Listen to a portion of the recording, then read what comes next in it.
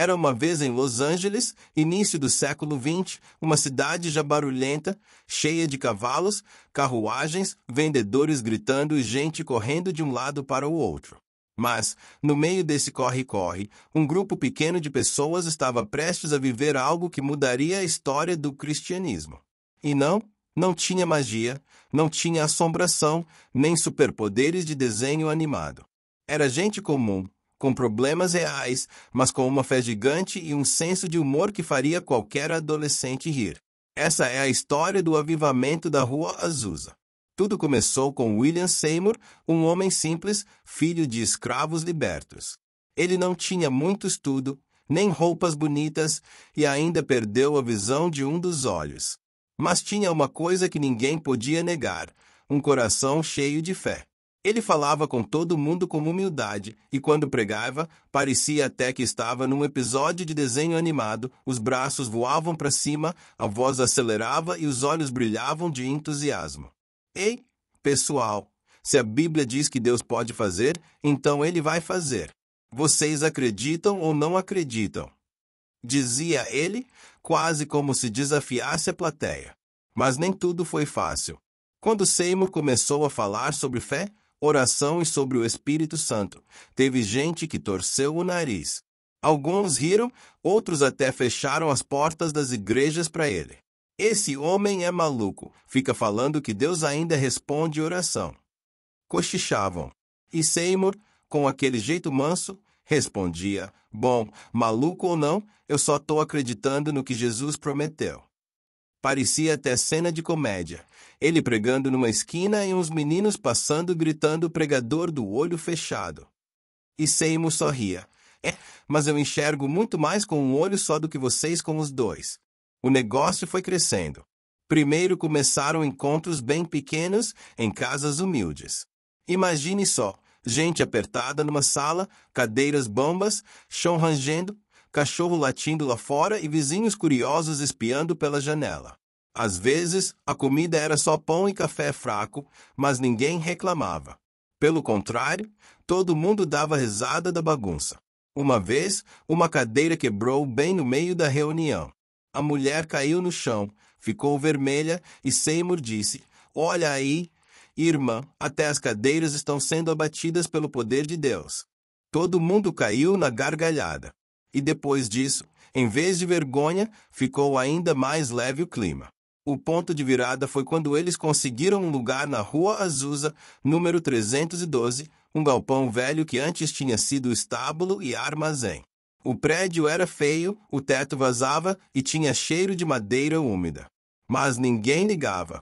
Eles limparam, botaram umas tábuas como bancos, improvisaram um púlpito com caixote de madeira e pronto. Estava inaugurado o que ficaria conhecido como o Centro do Avivamento da Rua Azusa. Ali, em meio à simplicidade, começou algo que o mundo inteiro ouviria falar. E não pense que era um culto certinho, com ordem de programa e horários bonitinhos. Nada disso. Parecia episódio de desenho animado caótico. Um começava a cantar alto, outro chorava, alguém se levantava para contar um testemunho, e de repente todos estavam orando ao mesmo tempo. Ei, calma, quem vai pregar? Alguém perguntava. Seymour, com calma, dizia: deixa Deus guiar. Se for para falar, vai falar. Se for para ouvir, vamos ouvir. E no meio da confusão, havia uma alegria tão contagiante que até os vizinhos, que antes reclamavam do barulho, começaram a espiar e depois a participar. O mais incrível era que gente de todos os tipos se reunia lá. Negros, brancos, ricos, pobres, mulheres, homens, crianças, todos no mesmo banco improvisado. Em uma época em que o racismo e a segregação eram muito fortes nos Estados Unidos, aquilo era revolucionário. Um jovem chegou a perguntar: mas não tem problema, não? A gente tá tudo misturado aqui. E Seymour respondeu sorrindo: no céu não tem fila separada, meu amigo. Então é melhor a gente aprender já aqui. A galera caiu na risada, mas também entendeu a lição. As notícias começaram a se espalhar. Jornais escreveram sobre aquele povo estranho que passava horas orando e saía de lá com os olhos brilhando. Uns jornalistas zombavam, chamavam de fanáticos. Mas outros ficavam impressionados com a alegria e a união. Gente vinha de longe, até de outros países, só para ver o que estava acontecendo na Rua Azusa. E quando voltavam, levavam a mesma chama para seus lugares. Sem internet, sem YouTube, sem WhatsApp, aquele avivamento se espalhou como fogo. Era fé simples, vivida com intensidade. Claro, teve muita cena engraçada no meio disso.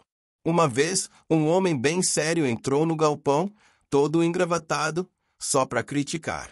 Ele se sentou com cara fechada, cruzou os braços. Enquanto isso, uma criança pequena corria comendo pão e quase tropeçou nele. O homem bufou, essas crianças atrapalhando. Seymour olhou e disse, talvez seja ela que vai te ensinar a ter fé de novo, irmão. O homem ficou sem graça e minutos depois já estava cantando junto, rindo e até carregando a criança no colo. O clima era leve, quase como um desenho com lições inesperadas. O mais marcante, porém, era a mensagem que se repetia sempre: fé, amor, perdão e gratidão. Quando alguém chegava contando mágoa ou rancor, Seymour dizia, perdoa, meu irmão. Como vamos pedir que Deus nos perdoe, se nós não conseguimos perdoar os outros? E quando alguém reclamava da pobreza ou das dificuldades, ele lembrava, gratidão transforma até pão seco em banquete. O segredo não é o que temos, mas o coração com que recebemos. Frases simples, mas que ficavam martelando na mente de todos. O avivamento da Rua Azusa durou anos e alcançou milhões, direta ou indiretamente. Igrejas nasceram, missionários foram enviados e até hoje o impacto é sentido no mundo todo. Mas talvez o segredo nunca tenha sido o galpão, nem as reuniões animadas, nem os jornais falando. O segredo foi a fé simples, vivida com alegria, humildade e confiança em Deus. E essa história deixa uma lição clara. Deus usa gente comum, com defeitos, falhas e até limitações, para fazer coisas extraordinárias. Não importa se você é tímido, se já foi rejeitado, ou se a vida parece difícil. O que importa é entregar o coração a Deus, viver com honestidade, amizade, gratidão e confiança. Como dizia Seymour, se a Bíblia promete, então podemos crer. E crer não é ficar parado, é viver com coragem, alegria e fé. Assim, o barulhento galpão da Rua Azusa nos lembra até hoje. Quando colocamos Jesus no centro, as diferenças desaparecem, a esperança renasce, e até o som de um culto confuso pode virar a melodia mais linda. Afinal, a verdadeira força não está em prédios, em títulos ou em aparência, mas na presença de Deus e na união sincera de corações que decidem confiar nele. E isso, meu amigo, é a lição mais simples e mais poderosa de todas.